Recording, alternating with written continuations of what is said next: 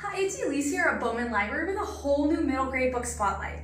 So our theme for this week is we are taking a look at some of the nominees for the 2021-2022 Virginia Reader's Choice Middle Grade Award. So here's the deal with this award. Happens every single year that every single student in the state of Virginia is encouraged to read at some maybe all 10 of these nominees, because here's the best thing about this award. There are 10 nominees, but you get to choose which of the 10 is the best book. And then you get to vote. That's how you choose. They tally up the votes, and then whichever book gets the most is the winner for the year.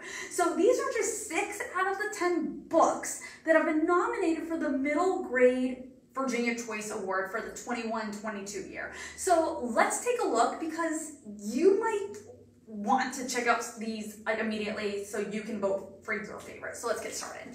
Our first one is Maybe He Just Likes You. So Mila is in 7th grade and she just wants to go to school. But the problem is, though, she's starting to get some unwanted attention, especially from boys in her class. And they just find a way to always be to touch her and to be hugging her, and it's starting to make her feel really super uncomfortable. And even though she protests, she tells them not to, they just won't stop touching her. So her mother is stressed. She's going through a divorce. She doesn't want to bother her mom with this issue, so she goes to her circle of friends, but they seem to abandon her about this. And when Mila finds out that all of this touching is stemming from a game that the boys are playing and they refuse to stop, she then goes to the adults at her school to get help, but they don't take her seriously. So Mila decides it's going to be up to her to take matters into her own hands.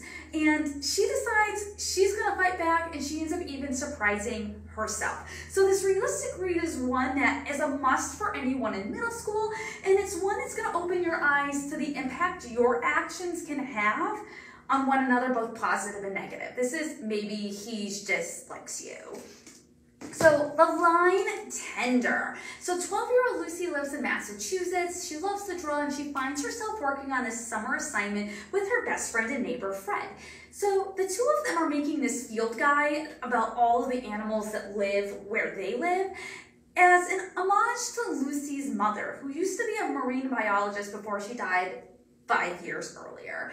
So when one of the local fishermen catches this great white shark, though, and the news stations catch on and they start showing footage of Lucy's mom, it starts to stir up some unresolved feelings of grief. And then when another super close loved one dies in a tragic accident, Lucy doesn't know how to handle things, but she starts to try to figure things out, and she has to start relying on her dad more than she ever has before, which is something they both have struggled over the past 5 years. So this realistic look at grief, dying, coping, trying to figure out how to move on is one that's a must read, but will possibly leave you needing a box of tissues as you make your way through. So this is the line Tender.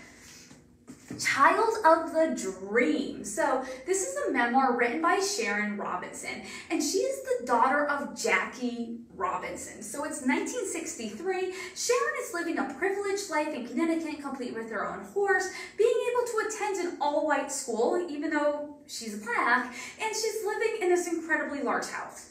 So while she's faced racism and segregation before, she has lived a relatively sheltered life up until this point.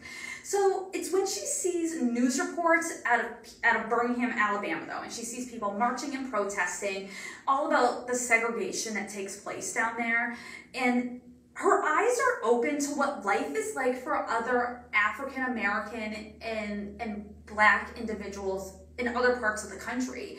And she realizes that life is completely different outside of her wealthy community. So Sharon decides she wants to get involved, and she wants to start opening the eyes of her classmates about what other people are facing. And this is her story about how she grew up trying to figure all of this out. So this is a unique look at the events that happen in history, as well as they impact people in different parts of the country. And it will have your eyes being open just like Sharon's were in Child of the Dream. Genesis begins again. So when Genesis gets home from school, she is not surprised to see her family's belongings on the front lawn as they've once again been evicted from the house they are renting.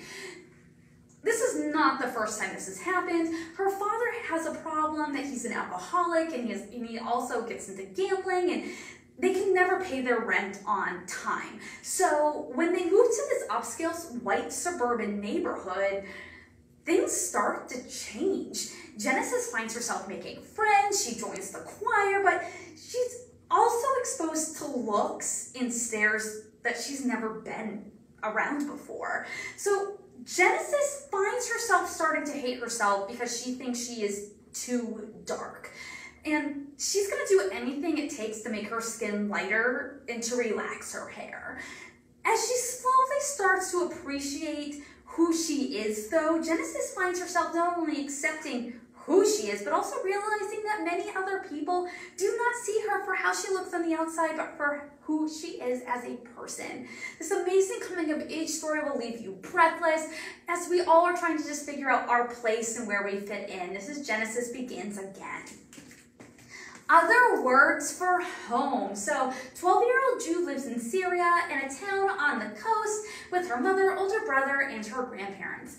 But as danger starts to grow closer to their town and her older brother Isa wants to join the revolution, Jude's pregnant mother makes the decision to move her and Jude to America to escape the growing violence and civil war. So leaving behind everything and everyone she knows, Jude finds herself living in America, and it's not as easy as what it seems it's supposed to be.